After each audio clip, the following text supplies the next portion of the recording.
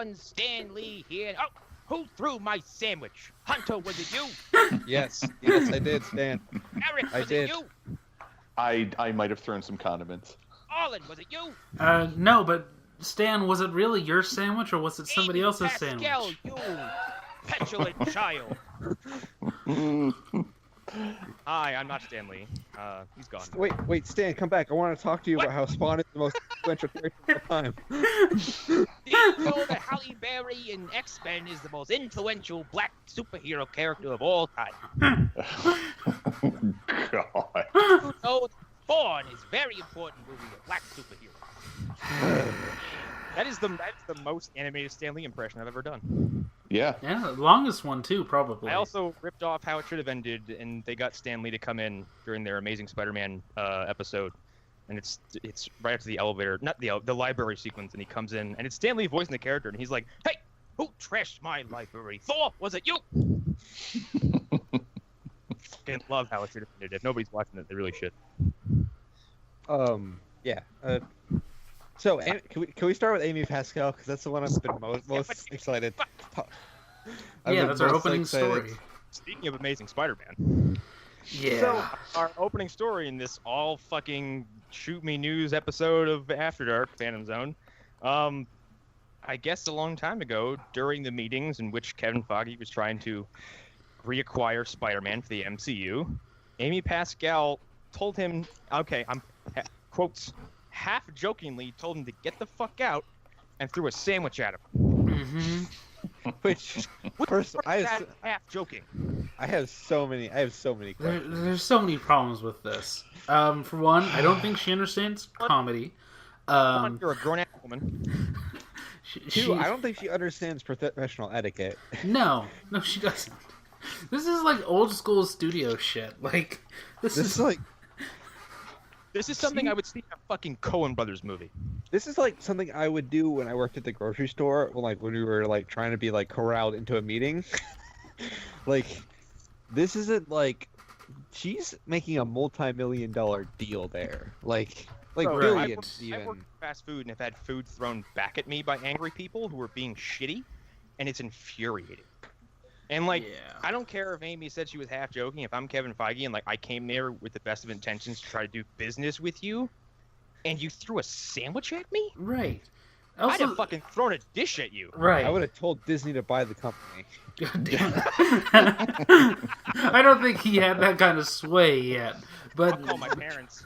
I'm telling Disney. This is before he'd even taken over Marvel at that point. So yeah, he hadn't taken over the film division yet. So I'm calling Mickey, and you're gonna be in so much trouble. That kind of makes you wonder, though, like how long Sony has been running this way. Because I know recently, I don't know if Arlen, if you heard about the CEO of Sony is changing.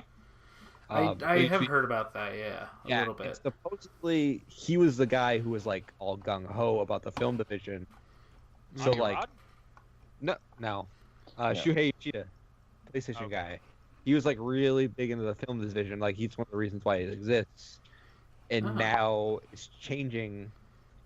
And I bet Amy Pascal is real scared for her job right now because.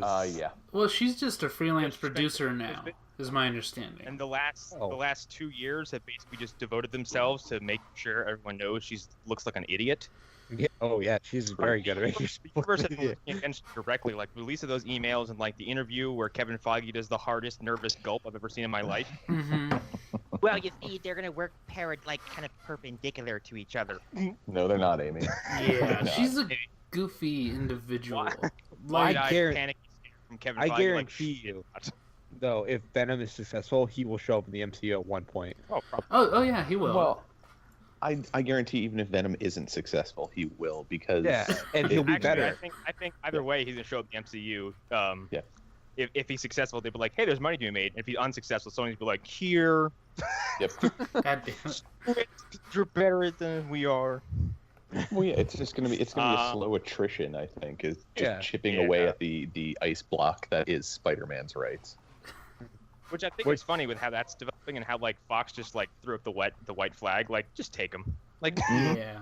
But like even that, like Fox semi knows what. Well, they know what they're doing now. Like they're making New Mutants and like that fucking Kitty Pryde movie that I want super bad. But like, it's kind of hilarious to see the dichotomy between Sony and Fox. Yeah. Like Fox, you look at like Fox's movie library and you're like, that's a very respectable studio. And then you go down Sony, it's like, you guys made the Emoji Movie. Yeah. Well, yeah, that's actively hate everybody.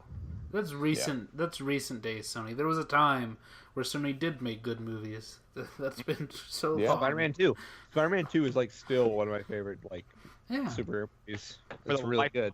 For the life of me, I was talking to Joe and Sean about this. I can't explain the scene in Spider-Man 3 where Harry Osborn teleports. It's so so it's that trope that we all know, but it's the first time I've ever seen it where somebody is inside of a building and they teleport. Like, why did he give him Bugs Bunny eyebrows? Right. Bing, bing, disappear.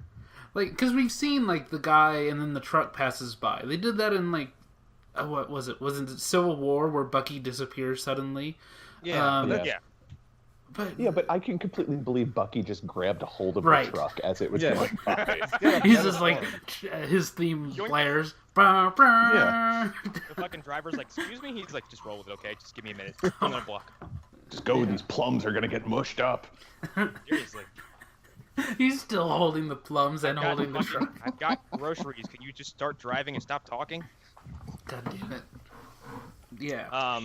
Not much to say about that except for the fact that we've beaten the Sony Spider-Man Marvel horse to death, but that was that bit of news that just was impossible to pass up. So go watch the producers roundtable. See how goofy of an individual she is.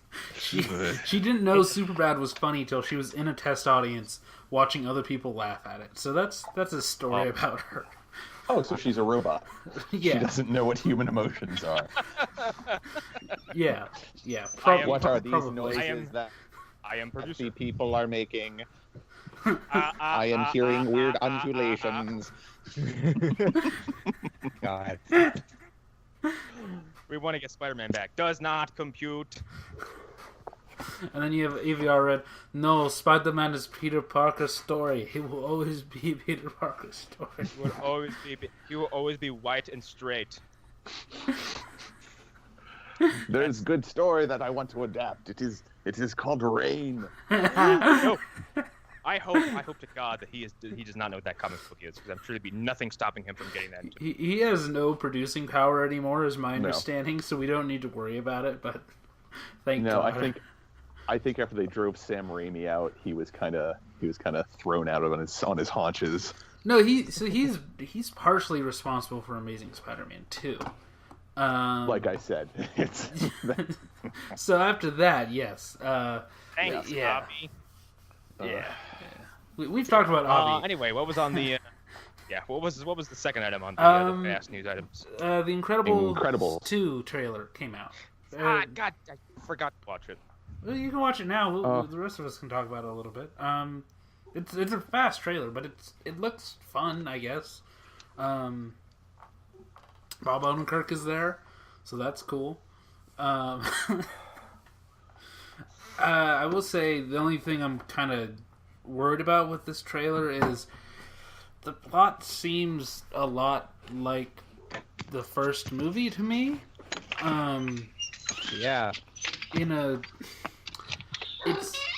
It's almost too close for me to be like excited about it. But I am still glad that they're doing a sequel, so that's a thing, I guess.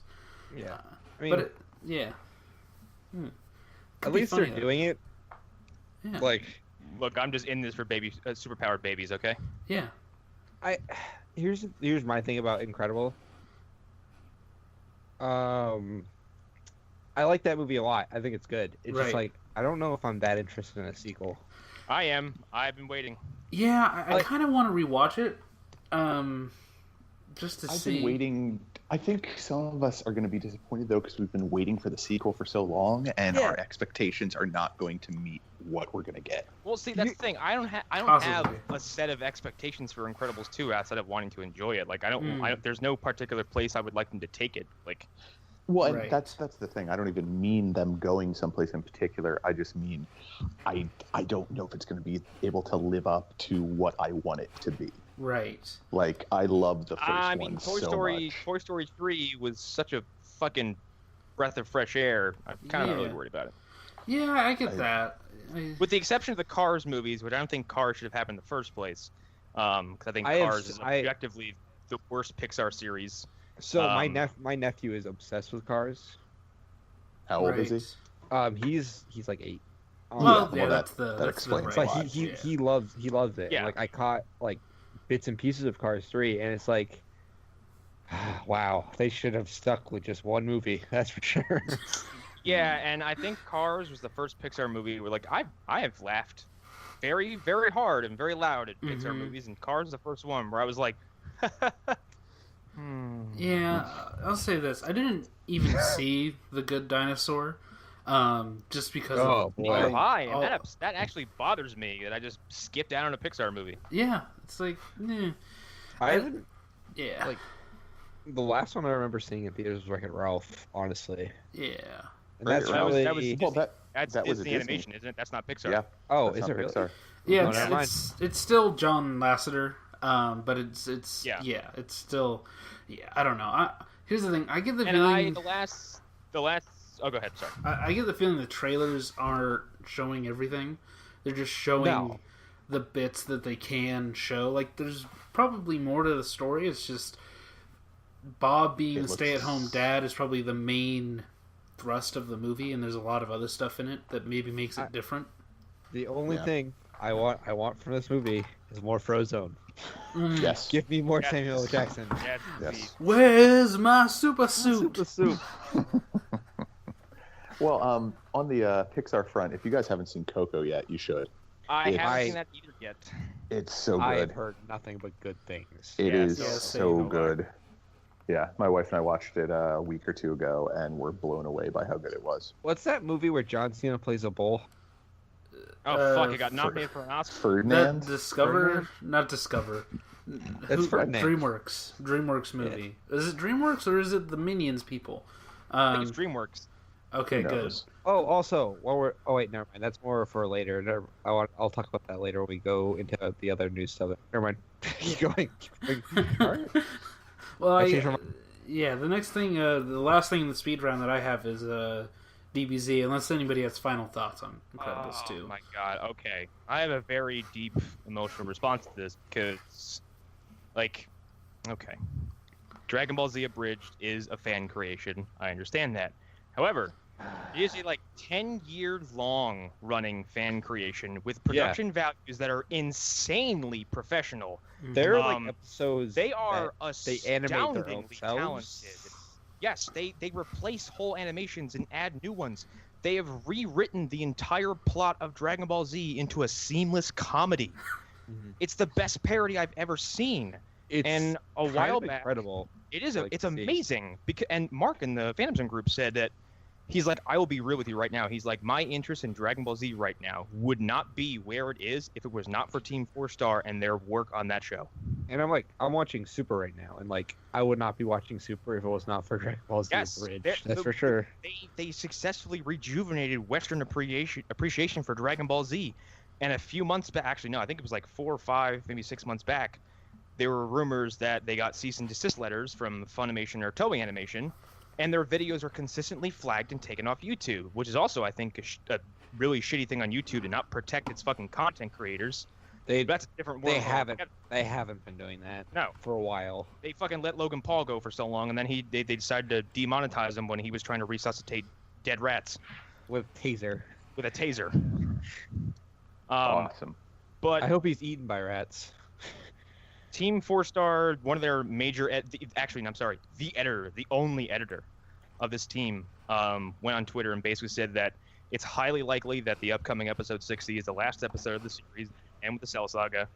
And it's extremely heartbreaking because of all the work they've done and all the momentum they've gained is going to end because Funimation and Toei Animation just don't feel like playing nice with a bunch of people who made something that is a complete labor of love that never made a dime off of. And it seems more like they just want to push them around and not be affiliated with it. No, Toei has kind of like a history of doing this, though. Oh yeah, Yeah, and this is a Japanese thing in general. I mean, Yeah. like even companies like Nintendo have kind of like Nintendo was like that for a while, but they've softened up a little bit. yeah, I would say because like when modders in the gaming community start to gain some momentum, like studios like Valve will be like, "Hey, do you want a job? right. Mhm. We'll pay you to make this. Everybody makes money. Yeah. You guys get a Nintendo nice just jump sends start in out your cease career." and desists. Mhm. Like some Yeah. companies will even like hire you if you mod their games. Like you can Right. like make a mod so good they will be like, "Hey, do you want to work on Just Cause 3 because you made a multiplayer mod in Just Cause 2?" Like it's insane. Like But Well, like I said, the production. Go ahead. Oh, go ahead. No, I was just going to say, I kind of wonder if with them getting this cease and desist potentially, we don't know, if it's because of the recent release of Dragon Ball Fighter Z. I find it hard to here's believe the that's thing. the case. Here's the thing, because this is where it gets confusing. Takahata 101, who is the voice of several characters in the show, he's one of their writers. He was featured as a voice that you can select in an officially licensed Dragon Ball Z game. That's Weird. So I don't understand this. Like you want to toss him a bone every once in a while, but you don't want to protect him in the long run. No. And then your lawyers send out letters. Prop these dudes up like they should be, because I'm sorry, they've worked too hard and too long on this to get the short end of the stick. On the subject of Takahata, he's an amazing voice actor. Like he's He's very good. Incredible. He does, I think, 10 different voices for the show at some points, and they're all different. He like professionally like directs voice acting. I think he's getting roles in other video games because of his work in Dragon Ball Z Bridge. He was in Mutant League. I know that. He was in a bunch of other stuff. Like these people are talented. The recent thing they released, they did a redub of a lost episode of Dragon Ball Z that was called Plan to Eradicate Saiyans. It was, I don't think, ever really aired in the West. And it was released as like a movie, and they did their own, and it was Christmas themed. It was Plan to Eradicate Christmas. And they redubbed and re-edited the entire affair to turn the villain into an alien Santa Claus who comes first to judge everyone as naughty. What? And they re-edited... Arlen, you would love this. Honestly. I might, probably. So fucking good. And Vegeta tells his backstory that every year he used to try to kill Santa when he flew over his planet, and he missed every time. And then one time he accidentally hit his brother Tarbo, and they never found his body. Wait. Vegeta has a brother. Yeah, Oh yes, brother. Vegeta has a brother named listen, Vegeta and Tarble, Vegeta Tarble, vegetable. God fucking damn. God damn it. God You fucking. know what the Goku equivalent of that is? Is Turles. Goku Yes. Turles. It means nothing. Yeah. Well, Turles isn't better. Turles just looks like him because laziness.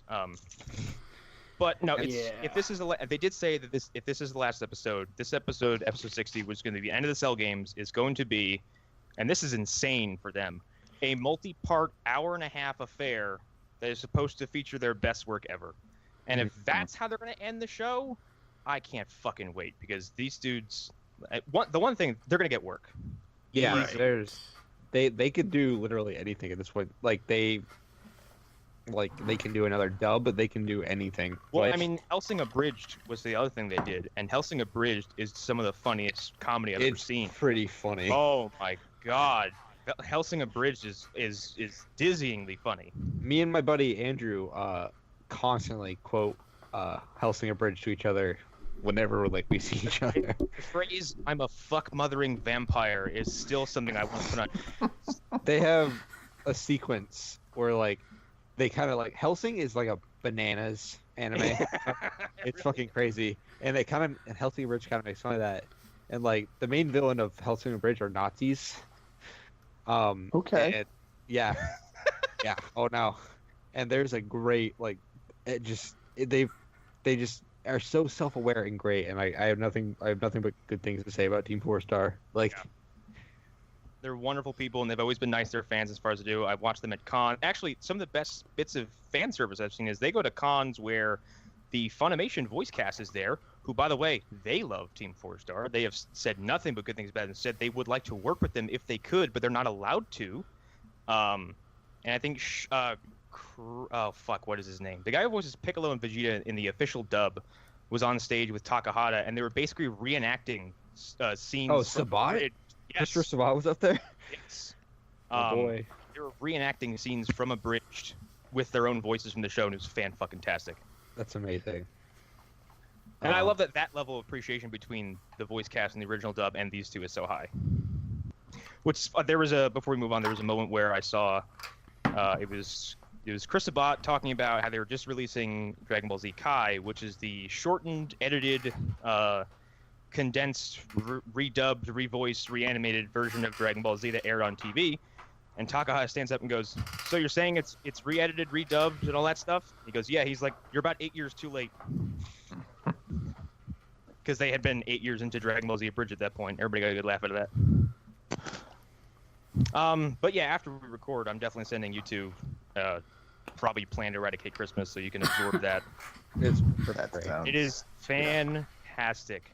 But I'd cap that off with, I really hope that they manage to go through the Boo saga at least, because they deserve to have that last run, and I don't think it should end because some lawyers said it has to. So I also want to see what they'll do with Boo, honestly. Here's the thing. I would have started watching because Boo is such a ridiculous concept. He's fucking stupid. I love him. Here's what they've done with characters like Cell. Cell, when he first showed up, was overtly creepy and said things that would make your skin crawl whilst making you laugh. I think someone says the phrase, like, someone says something, and one of the androids goes, "Come again," and Cell goes, "In a moment." Oh, God. It's really great. He frequently talks about liking to eat people, and then I think in when he becomes perfect, then the jokes are just every second. But I was perfect. Something I didn't get to touch on when you were talking about the YouTube and protecting creators and also how companies could make money off of each other if they would work with these independent creators. I feel like Japan doesn't really understand the power of YouTube, because if you guys remember when Persona 5 first came out, Japan, the company at least, God damn it, who was it who came out with Persona 5? Atlas? I think so. They had strict rules with people could not stream any of it, even though the game had been out for a year or so in Japan. And then it came up to a point that they're like, you can only stream up to a certain point in the game. That's it. Yep. Anything after that, we'll take it down. So I don't know. I feel like they just don't understand the power of YouTube, and especially Americans using their properties. Well, that's how Nintendo still doesn't understand how multiplayer games should work. Through the internet. I don't think they understand much of the internet's power in general. I think a lot of that is Nintendo is as a company that is so kind of like secular in its own marketplace, where it's like, we're gonna do our own thing. And like that seems to be I'm not gonna make this conjecture and call it solid, but it seems to be kind of a Japanese business practice, because even the wrestling companies I follow in Japan have, Dragon Gate used to be like that, but they took an isolationist approach, where it was like, you can come to us, but we're not going to come to you. Yeah. Which actually, Dragon Gate used to be something called Toriyama. It was run by an old wrestler named Ultimo Dragon, which I'm sure everyone's at least heard of. And he was very pro-isolationist, and then when he left, everyone was like, no, fuck this. Let's go. Like, now they're in China. They're in Korea. They had an expansion here that some idiot U.S. booker fucked up, and now I'll never see them in America again. Thanks, Gabe. I'm very bitter. But yeah, they went everywhere. But New Japan Pro Wrestling is finally also branching out. But they were pretty close-knit and didn't leave Japan too much the last 20 years or so. Now they're going everywhere. So it might be something there. I don't know. Yeah. Anyway, I think we can leave the speed round, as we were calling it. Mm-hmm.